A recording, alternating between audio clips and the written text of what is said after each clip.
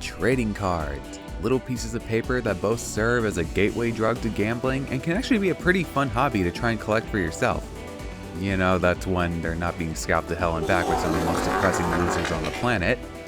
It seems like every IP has dipped their toes in the pool at least once and released a set or two of these things, ranging from books to movies and especially video games, where the Five Nights at Freddy's series has been absolutely no stranger to wanting a piece of that collectible market pie. There's been all sorts of card sets released over the past decade, ranging from the common card packs and tins you'd find at places like Walmart and GameStop, to the more exclusive and promotional stuff that was only made for specific events and promotional tie-ins. And in this video, we're going to be taking a close look at each and every set.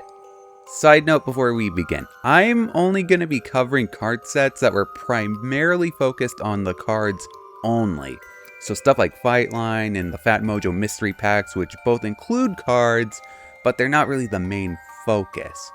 With all that being said, let's get this show on the road.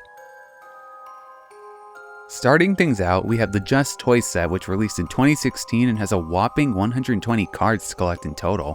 This set is actually very nostalgic for me. I remember buying them whenever I had the chance during my junior year of high school, and I still have all my old cards from 10 years ago. The cards in this set are mainly comprised of in-game renders from Five Nights at Freddy's 1 and 2, but there is some nice variety with character and art cards, which a few of them do actually make use of Fnaf 3 and 4. Which I find really weird that they didn't do more for with this set, but I'm just happy there was at least something for them. The initial 120 cards were the only set ever produced by Just Toys, and there hasn't been a Series 2 ever since, which, not gonna lie, I do think is actually a bit of a shame. I would love to have seen them tackle the later Click Team games like Sister Location or Pizzeria Simulator, but for what it is, I'm still happy with the set we got, even if it does have some weird oddities. Like, seriously, what the hell is going on with Toy Bonnie in this card? It's dumb shit like this that just makes the set really stand out all these years later. Next up, we have the Cybercell series by Figpin, with the first set being released in 2023 and a second set based on Help Wanted 2 coming out the following year in 2024, and with only 27 cards to collect for each set.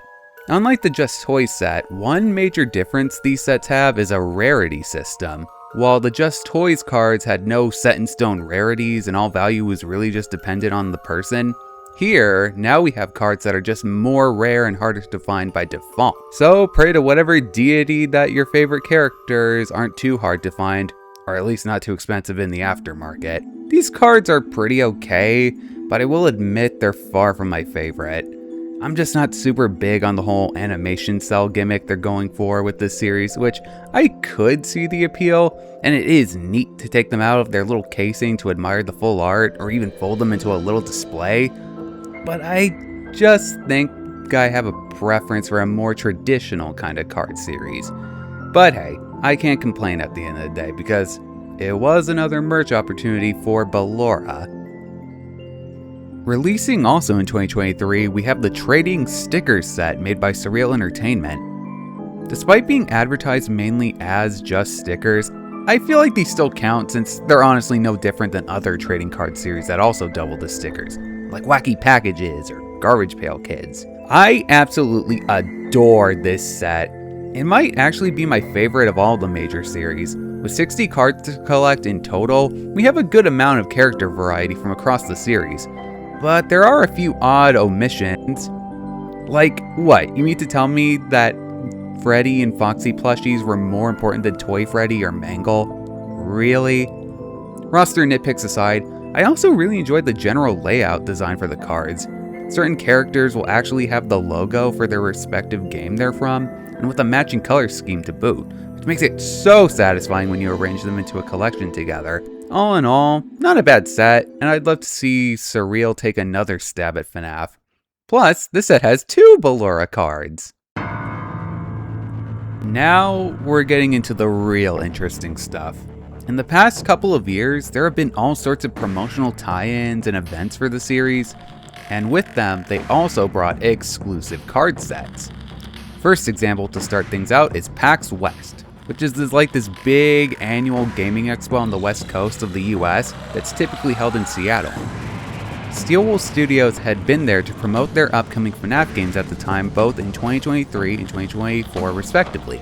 And both times, they had cards that they would give away at their booth for anyone who would try out the available demos for Help 1 and 2 in 2023 and Secret of the Mimic for 2024. 2023 set, to my knowledge, only had around 3 cards, but there might have been more, as getting info on the set was a little hazy. As for the 2024 set, I can say there's at least over 20 of them, with a good bit of variety from Steelwool's games to tie in with the series' 10th anniversary, with all of them having a cute logo on the back.